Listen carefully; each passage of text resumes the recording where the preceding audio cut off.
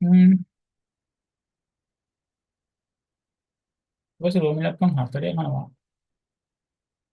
හ්ම්. බදු ගෙවීමට පෙර වූගේ වැටුප කීයද කියලා. මෙතන මෙහෙම වැඩක් තියෙනවා. දැන් මගේ වැටුප හෝ ආදායම හරි 1,50,000ක් කියලා කියමු.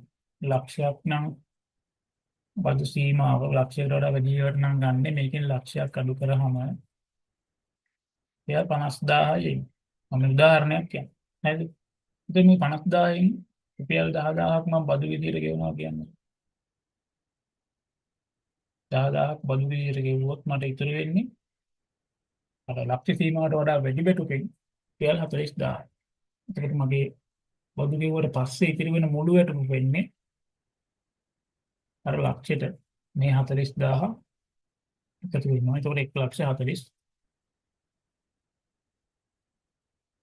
වෙනවා. හරි. එතකොට මෙන්න මේ ආකාරයෙන් ගත්තොත් අපි හොයාගන්න වෙනවා මෙතෙන්දී බදු ගෙවුවට පස්සේ බදු සීමාව වෙච්ච ලක්ෂයට වඩා වැඩි වැටුපෙන් ඉතිරි වැටුප. හරි. ඉතිරි වැටුප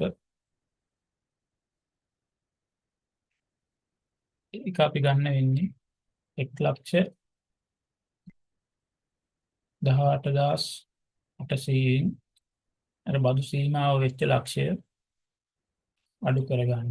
එතකොට එනවා 18,800. හරිද? 18,800. දැන් අපි බලමු බදු ගෙවීමට පෙර ඔහුගේ වැටුප හොයන්නේ කොහොමද කියලා.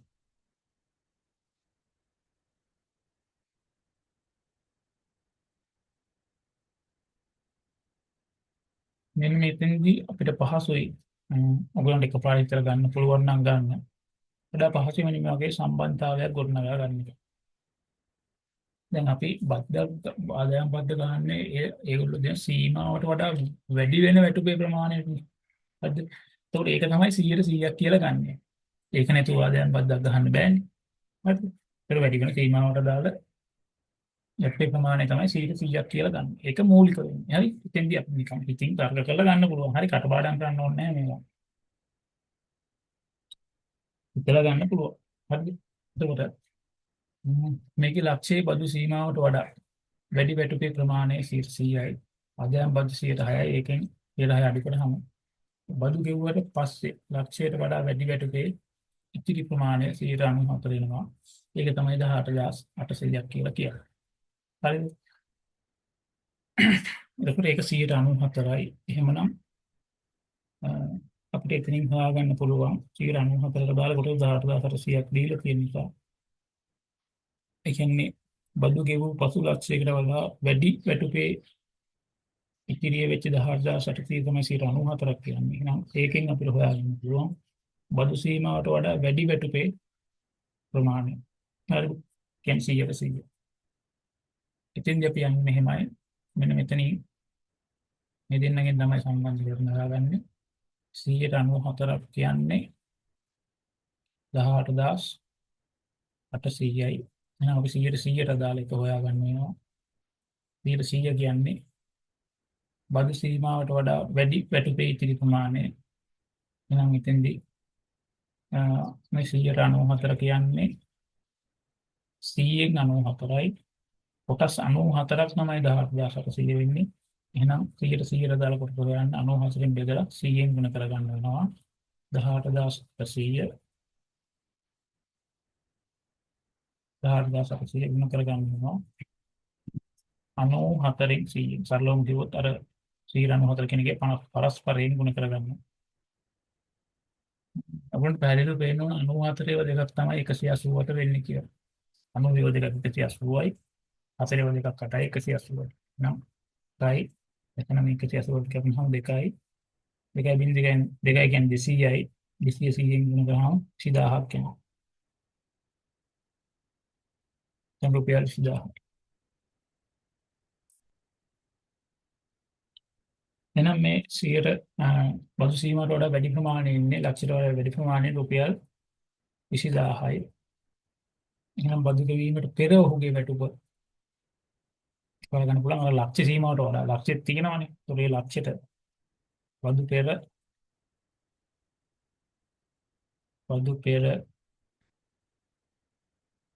වැටුප අර ලක්ෂ්‍යයට එකතු කරන්න ඕනේ 20000. එතකොට 1,20,000. බදු පෙර ඔහුගේ වැටුප රුපියල් 1,20,000යි. එතකොට අර 20000න් 106ක් අඩු වුණාම තමයි ඒ 20000න් 106ක් බැලුවොත් නිකන් 106ක් කියන්නේ 1200යි. ඒතර ඔන්න 20000න් 1200ක් අඩු වුණාම තමයි සෝරි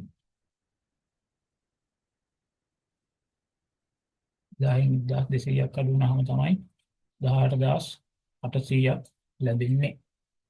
හරි. එහෙනම් රෝමිලක්කම් පහට යන්න.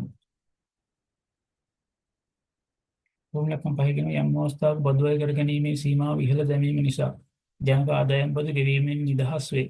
නම් ඔහු ආහාර සඳහා මුලදී වියදම් කළ මුදල වෙනස් නොවී පවතී නම් දැන් ඔහු ආහාර සඳහා වියදම් කරන මුදල වැටුපෙන් කවර පශ්‍යකයක්ද කියලා අපිට කලින් ආහාර සඳහා වියදම් කරපු මුදල ආවා.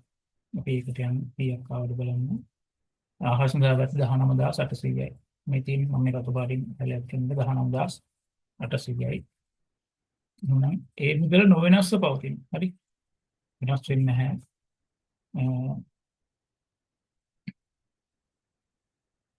මේ ආහාර සඳහා යන 19800 වෙනස් වෙන්නේ නැහැ. බදු සීමාව ඉහළ දානවා කියන්නේ ලක්ෂයකට වඩා වැඩි මුදලක් මුදලකට යනවා. එතකොට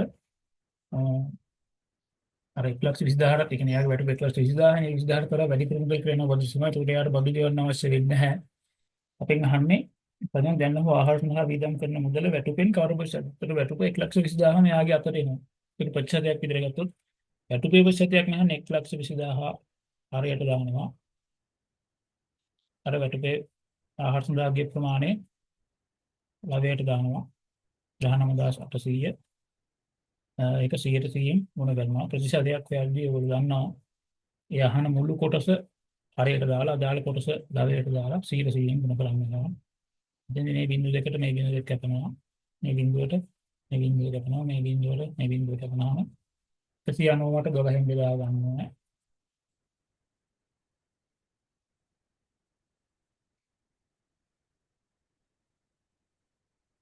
ධර්මයට 12 එකයි 12යි 7ක් විතරුයි 12යි 6යි 72යි 4ක් විතරුයි දශමික කියලා බිංදුවක් ගෙනාවොත් 40ට 12 තුනයි 36යි 4ක් විතරුයි නැවතත් 40ට 12 බලනවා 3යි 3යි 3ක් තමයි එන්නේ.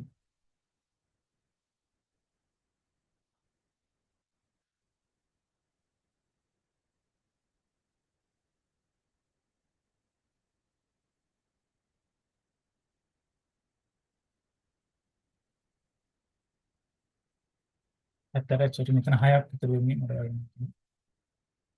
මෙතන 6ක් විතර වෙන්නේ. එතකොට 6යි බිංදුවක් ගෙනාව 60ට 12 6ටම 5ක් වෙනවා. එතකොට 12 5ක් වෙනවා. ප්‍රොෆෙසර් පා 60යි මෙතන බිංදුවයි 16.5යි 100ට කියලා.